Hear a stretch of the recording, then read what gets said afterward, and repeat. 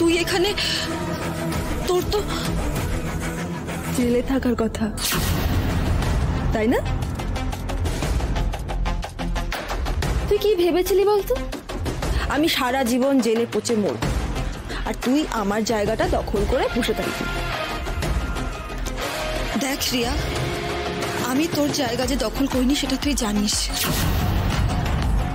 তুই বরঞ্চ আমায় সরিয়ে। বাবা, প্রচুর গলার জোর বেড়ে গেছে তো। হ্যাঁ, কিন্তু সমস্যাটা হচ্ছে এই কথাগুলো বলে সব করে লাভ হবে না, বুঝেছিস? তোর সুখের দিনটা শেষ।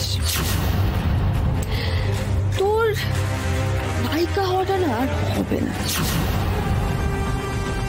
সাক্ষর নায়িকা হবে।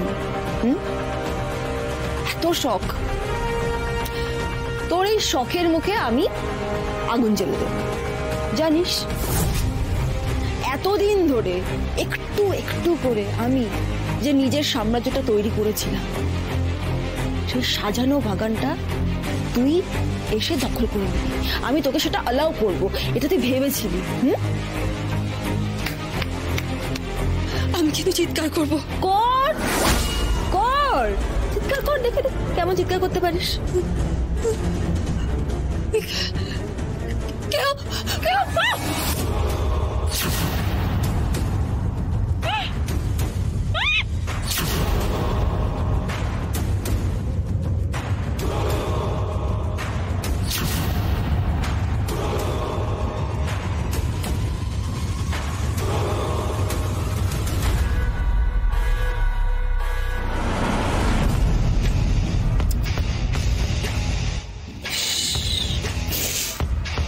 বাবা, প্রচন্ড কষ্ট হচ্ছে আমার এগুলো দেখতে।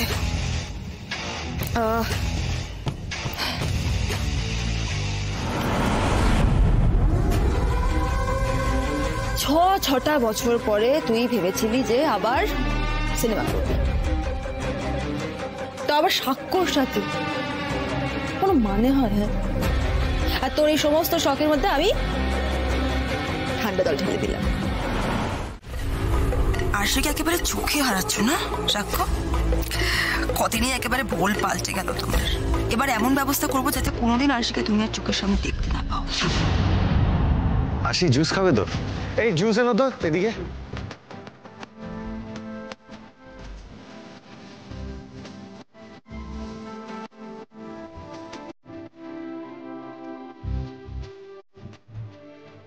মধু, জুস। বলছি সাক্ষ্য কিন্তু বেশ ভালোই খেয়াল রাখছে তোমার, কি বলো?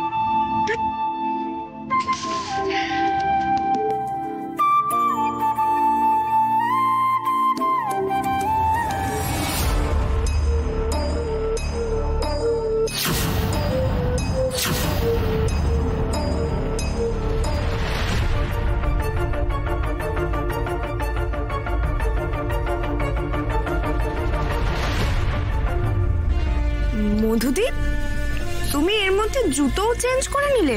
তুমি তো অন্য জুতো পরেছিলে না?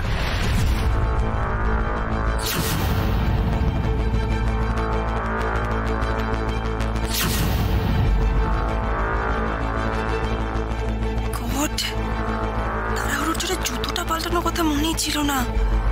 লেন্সের কালার পাল্টে ফেললাম, অথচ এত বড় একটা ব্লান্ডার করলাম আমি। সহ্য। আর এই মেয়ের চোখ, শুকুনের চোখ, একেবারে ঠিক কিছু না কিছু খুঁজে বের করবে। কি উত্তর দেবো এবার আমি? হ্যাঁ তাই তো।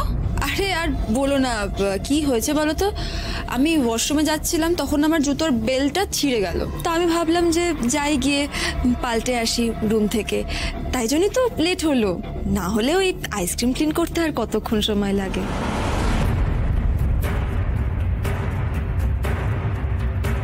মধুটির গ্রিন রুমটা তো মাঠের ওই দিকে, আর ওয়াশরুমটা তো তার ঠিক উল্টো সাইডে।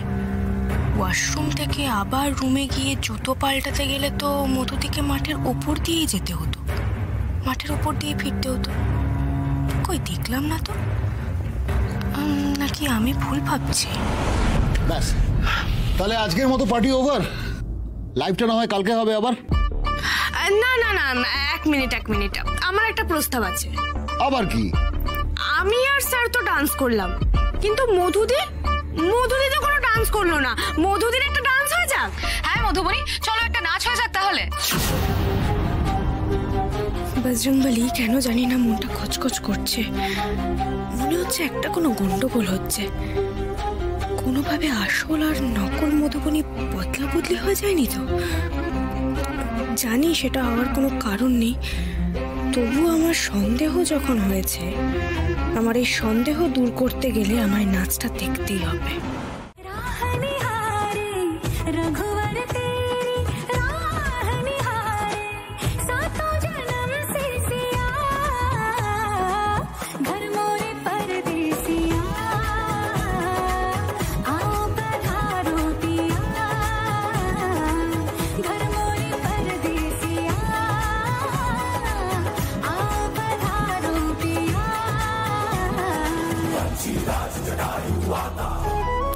আমি অযথা সন্দেহ করছিলাম, কোনো গন্ডগোল নেই।